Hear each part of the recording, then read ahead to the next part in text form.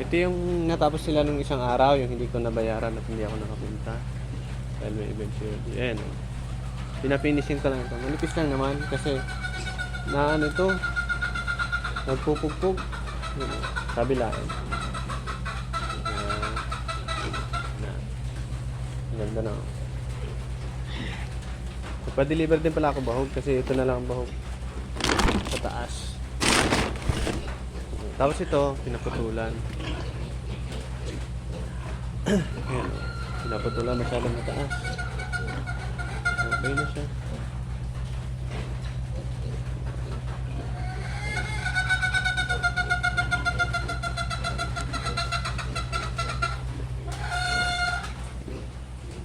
Ito. Ayun naman.